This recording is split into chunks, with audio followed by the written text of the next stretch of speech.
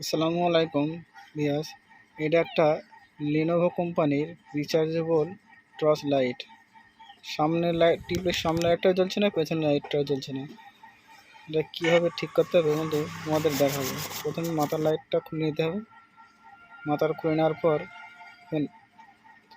পেছনেরটাও খুলে নেওয়ার পর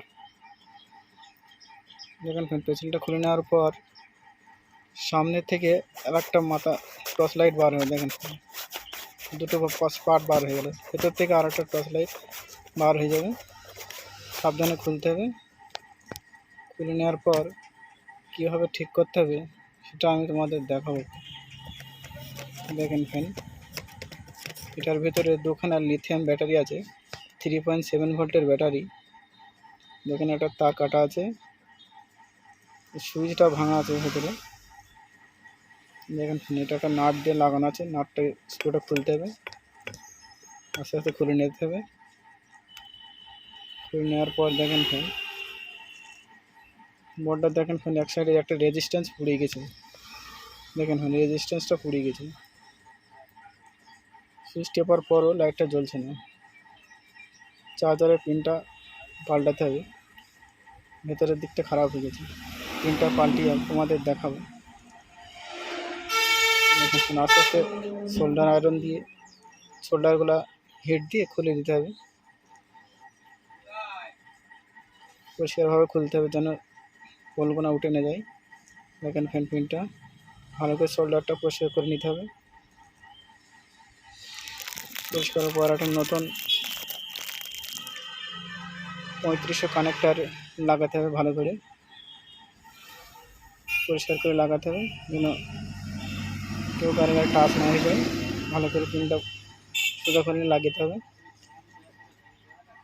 লাগিয়ে দেওয়ার পর ভালো করে সোল্ডার করে দিতে হবে। দেখেন সোল্ডার করা ভালো করে সোল্ডার করতে হবে। সোল্ডার করার পর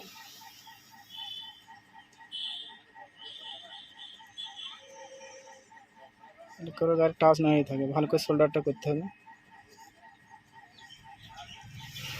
তারপর একটা ব্যাটারি কানেক্টের তার কাটা হতে ঝালিয়ে দিতে হবে। তারপরে সুইচ টিপার পর দেখেন তাও জ্বলছে না। তো ব্যাটারি চার্জ হচ্ছে কিনা দেখতে হবে। চার্জার লাগিয়ে দেখেন চার্জ হচ্ছে। চার্জ করার পর দেখেন হালকা হালকা জ্বলছে, মানে ব্যাটারিতে চার্জ নেই। ভালো করে চার্জ করে নিতে হবে।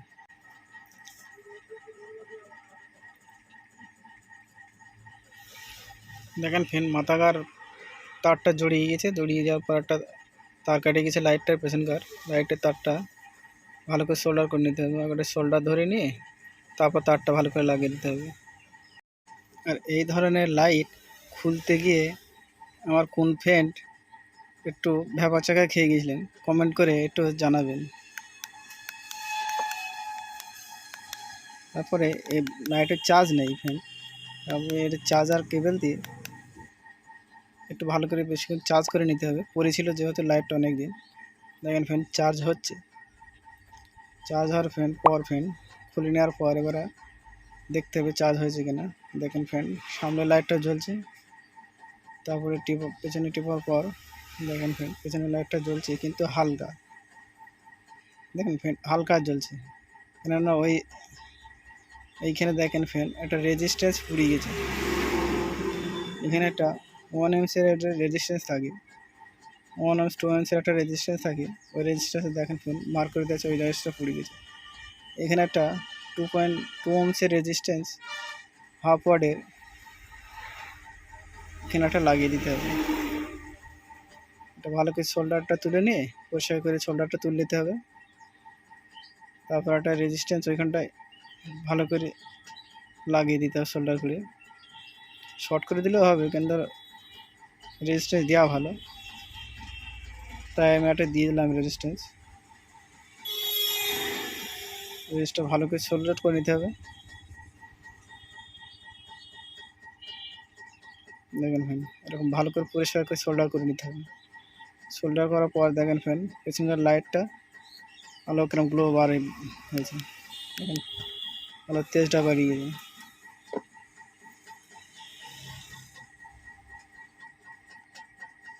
তারপরে লাইটটা আস্তে আস্তে ভালো করে সেট করে নিতে হবে।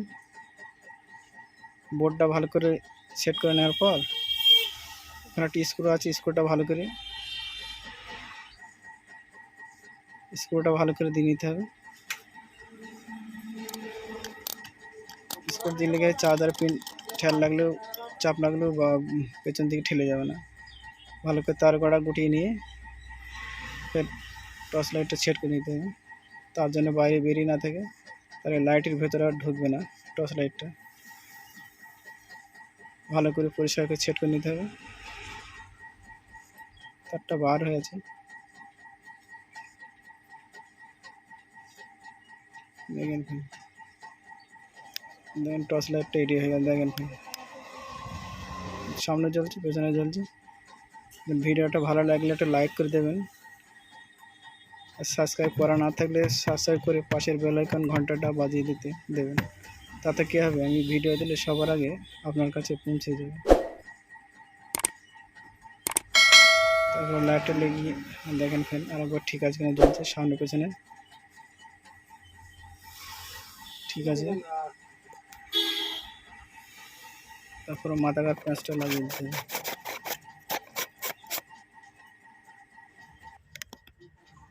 দেখেন ফ্যান লাইটটা রেডি হয়ে গেল। ভিডিওটা ভালো লাগলে ফ্যান বন্ধুদেরকে শেয়ার করে দেবেন।